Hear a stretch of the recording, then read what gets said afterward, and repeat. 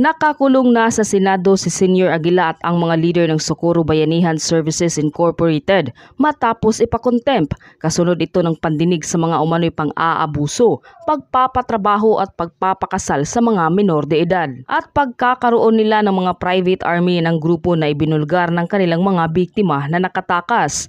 Narito ang buong detalye. Ngunit bago tayo magpatuloy, huwag kalimutang i-like, share, subscribe, and click the notification bell for more updates and for more upcoming videos. Maraming salamat! Pagiging single, kasalanan at hindi raw makakapunta sa langit. Ayon ito sa ilang testigo na humarap kahapon sa Senado, isinawalat nila ang mga pinanggagawa ng SBSI na pinamumunuan ni alias Senior Aguila. Sa pilitan umanong ipinapakasal ang mga minor de edad na babae sa mga lalaking 18 anyos pataas. Sa loob ng 3 araw, dapat umanong magsiping ang mga ito. Dagdag pa, inililista nila ang mga miyembro ng mga single pa. Bawal raw kasi ang single at kailangan itong ihanap ng kapares. Sa tindi ng sinapit na pang-aabuso sa kanilang grupo, hirap makapagsalaysay sa Senado ang mga biktima na humarap na si alias Jane, 15 years old. Inilahad niya dito na pilit umano siyang ipakasal ng Pangulo ng SBSI o tinatawag na si Senior Aguila.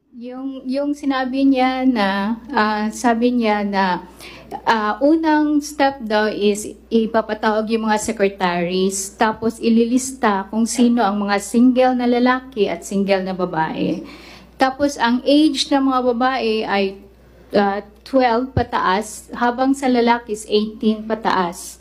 Tapos si Senior Aguila, ang magpares. Magpapares, sabi, ikaw, paired ka nitong isa. So, hindi daw sila pwedeng humindi dahil Diyos naman daw kasi ang nagsasabi na yun yung pares nila. Adios daw ang tawag ni Senior Aguila kung ayaw nitong pumayag na makipagsiping sa asawa. Ibig sabihin, mapupunta sa impyerno ang kung sino mang lumabag nito. Bukod dito ay marami umanong parusa kung sino man ang hindi sumunod sa kanya. Samantala, kinumpronta ng mga senador si Senior Aguila at ang ilang leader ng SBSI, pero todo tanggi sila sa mga paratang na pilit na ibinabato sa kanila. Bakit gustong-gusto mong mag-sex yung mag-asawa? Bata, 12 years old, pipilitin mo makipag-sex sa lalaki na hindi niya kagustuhan. Kinasal mo na, pagkatapos sisiguruhin mo pa na sila mag-sex. Kung hindi mag-sex, pinapanis mo yung bata. Hindi po yan totoo, sir. Ha? Hindi po yan totoo, Your Honor.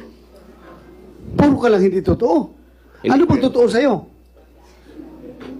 Hindi ko po magagawa. Ha? Sigurado ka? Opo, opo. Kasi I don't find it, wala akong nakitang rational behind. Bakit gustong-gusto mong mag-sex sila? Ha?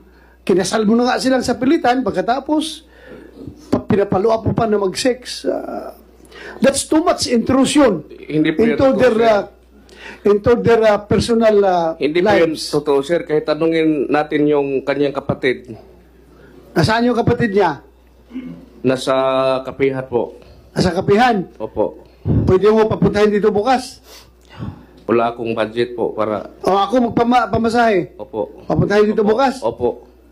Kaya mo? Opo, opo. Kumsek, kunin yung pangalan nung...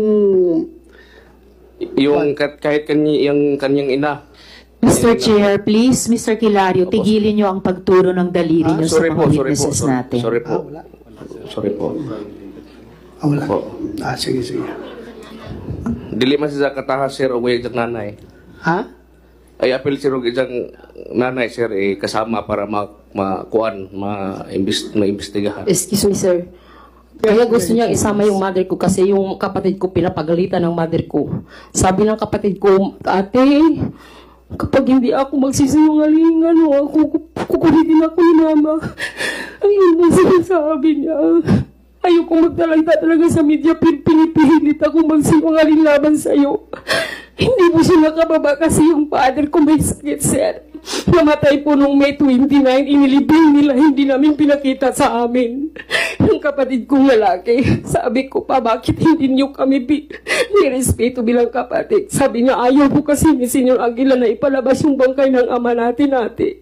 Ayaw kayong papakita kasi nag-witness kayo laban sa amin. Kaya ayaw ni Senyor Aguila ipakita yung patay lawas, yung patay ng ama ko, nung dead body po ng ama ko. Inilibing nila, hindi namin alam kung saan, sir. Yung bumasagin sa amin, sir, bakit kayo ganun? Saan yun nilibing yung tatay niya?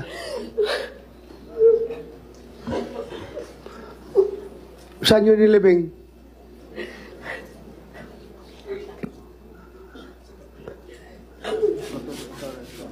Saan? Sa ano, sa cemetery. Sa May cemetery. material kayo doon?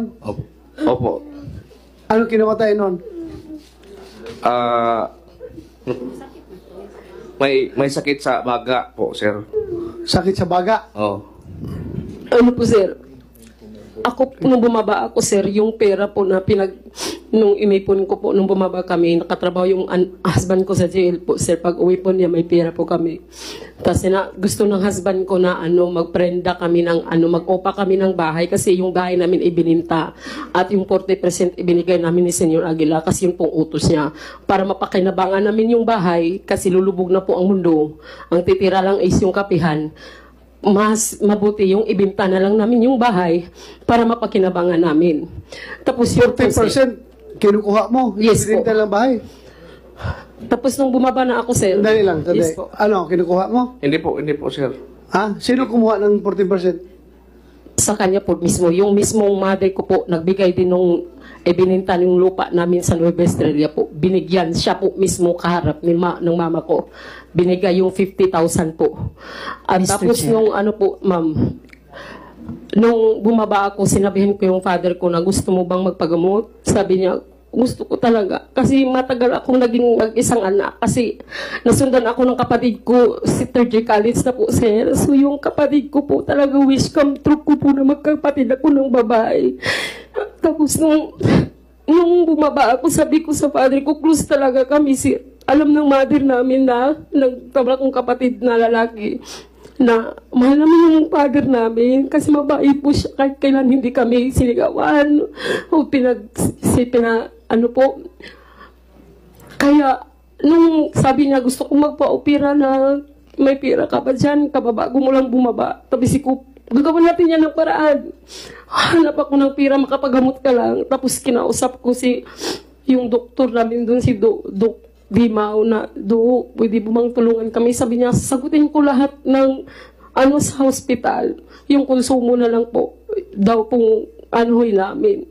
Tapos kinausap ko yung kapatid ko na katandang kapatid na, Kuya, magpaalam ka kasi Senyor Aguila na ibaba mo si tatay. Tapos i-admit natin sa Caraga Regional Hospital. Sabi niya, ayaw ni Senyor Aguilang pumayag kasi magtatagal sa hospital daw, baka magwa 1 week o 2 weeks. Siya na lang daw ang gagamot ng ama ko. Kaya yun pong kanasasakit sa akin kasi hindi nila pinaalam sa amin na naghirap na pala yung ama ko, sir. Namatay na pala. Yun po. Mr. Chair. Yeah, but before Senator Risa, I would like to acknowledge the presence of Senator Tolentino. Thank you, Your Honor, for joining us. Go ahead, Senator Risa. Salamat kaay, Mr. Chair. Mr. Kilario, saan po nilibing yung ama ni na Lovely? Sa ano po, sa cemetery po. Aling sementeryo po? Sa kapihan po, sir. Ma'am Risa. Sa Kapihan? Saan po yung death certificate nila? Nasa iyang mama. Mama ni Lovely. Nandun sa kapihan. Dalhin niyo po bukas. Or Opo, dalhin niyo yung... Dahil Opo, dito ay death pinakontempt ng mga senador si Senyor Aguila at ang mga leader ng SBSI. Dinala sila sa isang quarter sa Senado at mananatiling nakakulong hanggang kung kailan magpasya ang Senado, kung kailan sila makakalabas. Ikaw, ano ang masasabi mo sa videong ito? Mag-iwan ng komento sa baba.